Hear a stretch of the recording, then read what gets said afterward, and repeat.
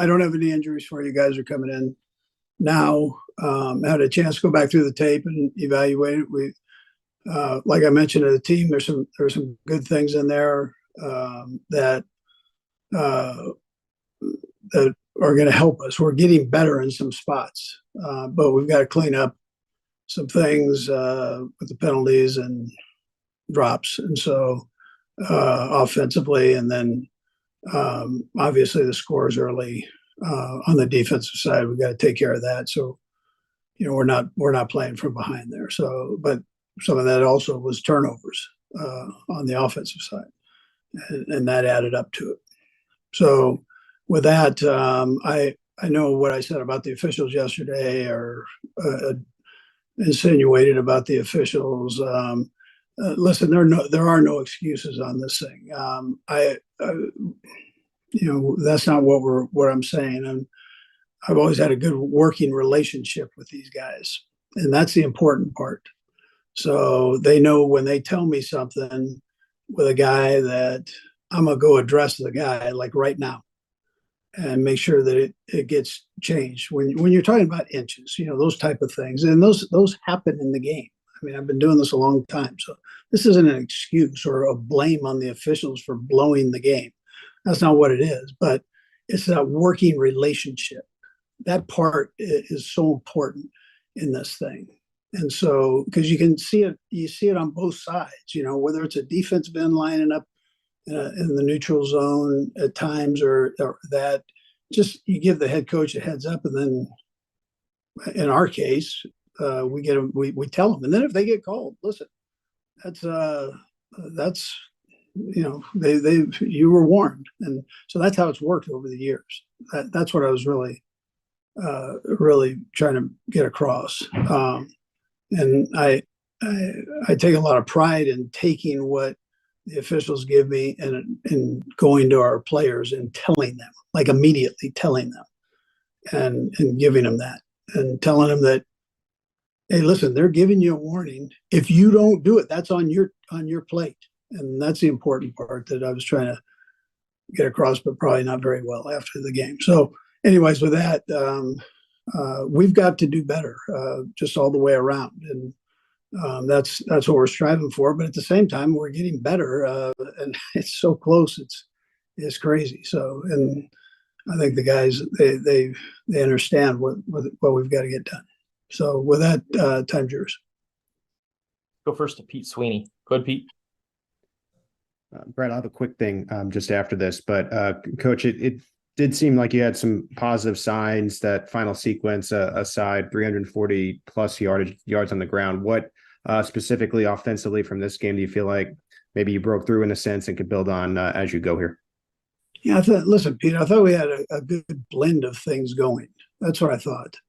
Of the run, the screen, the quick screens, the pass. We were presenting a lot out there for a defense to have to defend, and we were doing that with accuracy for the most part. Listen, there are a couple that we've got to work on. That's you come out of every game like that, but we had a lot of yards, and that was a positive thing. And I thought the guys came out with the right intent. They were playing their tail off, aggressive, hard football, both sides of the ball, and on special teams. So we've got to clean up some of these self-destructive things, and whether it's the penalties, whether it's the drops, whether it's the turnovers. We got to clean that up, and we'll be okay. And we have to be consistent with that. And then just the housekeeping category, what are your expectations for Justin Ross and his reintegration potentially this week? Yeah, we'll just see kind of where he's at. Let's physically, and it's hard to be gone that long and just kind of jump right back in. So we'll just have to see where he's at. Let's go next to Adam Teicher. Go ahead, Adam. Hey, Andy. Regardless of whether that penalty on Kadarius Toney should have been called or not, I think you'd probably agree after looking at it, he was offside. So what's your coaching message to him today or Wednesday, whenever you see him next? And Brad will have a second question as well.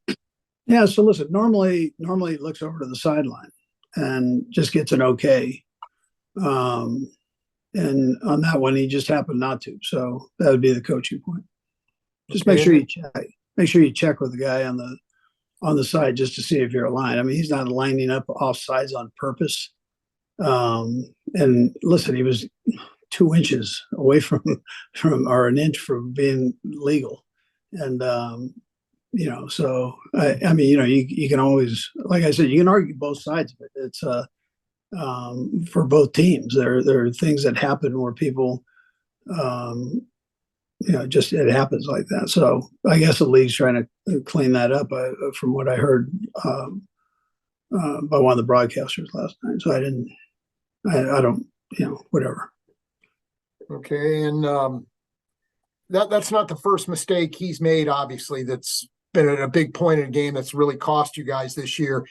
Are you anywhere close to maybe getting to a point with him where maybe you feel like he needs a little more development, a little more coaching before he gets more playing time? Are you anywhere near that point at all with him? Well, the thing I know, Adam, is he makes plays. He makes plays when he has the ball in his hand, and that's the important part. He's a young guy. I mean, he's not coming to us with a ton of experience. So, but I think he's getting better every week. This is one of those things, Adam, that but I don't see that as being a negative. I look at the things that he produced on too. So Go next to Sam McDowell. Go ahead, Sam. Hey, Andy, just wanted to follow up on something you just said as far as you heard on the broadcast that this was something they're emphasizing. Have you heard in any other avenues that this was going to be a point of emphasis at all? Well, I guess maybe they mentioned it to us probably somewhere. If this was one of the officials saying it on the broadcast, so it was I'm sure that they probably mentioned it somewhere. But it's not something that you've gone over with your team because it's been some. I know you guys get stuff in training camp that the officials come to give us everything. So that's everything's been covered, Sam. Let's go next to Seren Petro. Go ahead, Seren. Coach, Pat obviously was quite upset on the sideline and was having to be held back. And I know he's frustrated. I know everybody on your organization's frustrated about the call, but how much of that do you think is this is the third game where really a receiver's, whether it's a drop or at the end of the game or a penalty or a collection of drops, has really ended up maybe costing you a win? How much of that do you think is frustration, maybe with the fact that you guys haven't got over that hump and maybe some guys have let him down? Do you see any of that creeping into why he was so frustrated in that game? Yeah, I think what he said was pretty accurate. And this, Seren, but we put so much time and effort into it, and both physical and mental effort, and for it to come down to something like that, that ends up being the frustration. It's not what happened before or that. But you just kind of what you've heard before, and you put that in the memory bank on again how things are normally handled. So when something changes like that in that type of a situation, it's two great, really good football teams playing each other, and you're down to a minute and a half or a minute 50 seconds. All of a sudden, you're right there and have a big play. I mean, I think anybody would say that that's a little bit frustrating. You just spent a whole week in preparation for an hour game. You just put hours into this thing for it to come down to that inch. Well, do we need to line up right? Yeah, we do. Yeah, we do. I mean, we've got to take care of that and not put it in the officials' hands. With that part, we have to do. So, but the frustration comes in with the other part that, you spend so much time doing that thing. So, but I don't see it as a thing that's happened in the past and this or that. But I mean, it's happened the last couple of weeks, but it's one of those things. So I don't think that's where the frustration was at that time, though. We got 3 more. We'll go right down the line, starting with Todd Palmer. Go ahead, Todd. Andy, I kind of piggybacking off what Sarin had to say. This isn't a locker room that's dealt with a lot of losses, right? I mean, and you're sitting here, if you lost 4 of 6, you guys are used to closing the season strong, right? So, what is the sense of the locker room and how together the guys are? And do you feel like you got 4 more games that you guys can kind of find your stride with looking toward the playoffs still? Yeah, it's week to week in the league. I think our players understand that. I mean, they're together. If that's what you're asking, they know what they need to do, and we've just got to get it done.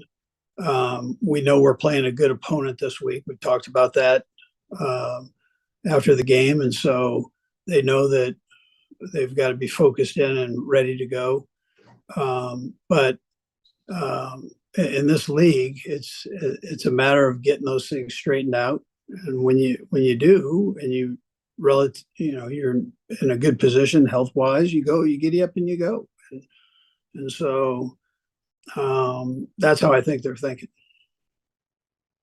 Last 2, we'll go Nate and then Vahe. Go ahead, Nate. Andy, you've been a coach that's been known for really emphasizing details and being detail oriented. I have 2 questions for you, Coach. Just how surprising or concerning is it that it's 14 weeks into the season and minor details are the reason you guys have struggled at times? And what do you feel like you need to re-emphasize to get guys to be better with the attention to detail necessary to win close games? Yeah, well, we got to take care of that business there of the penalties and the detailed things, and so it's not it's getting done 90% of the time, but you got to keep it right the whole time at this level, and so that's what we're working on. And I get paid to teach, so that's what I'm going to continue to teach. The players are going to continue to work, and then we got to get ourselves ready to go up and play, in New England. We'll go last to Vahe. Go ahead, Vahe.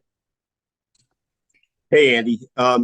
Obviously, you've got a history of great relationships with officials, and you respect the game the way you do. So it was unusual for you last night to do that. Did you feel you needed to send a message to the team by speaking out like that, or was there something important you needed to get across, or was it just the emotion of the moment?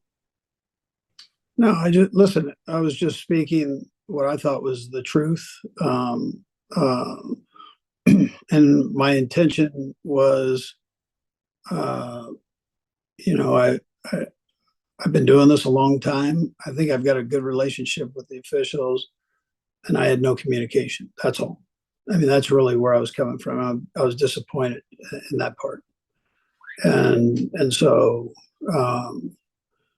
I know, again, how much time and effort goes into it. I know how much I've got to sit in front of the media. I know how much our players have to sit in front of the media and answer these questions. And we try to make it the right way, try to do it the right way. So, that's all that's where I was with it. And, I was just speaking what I thought was the truth. Coach, we appreciate the time. Thanks for joining us.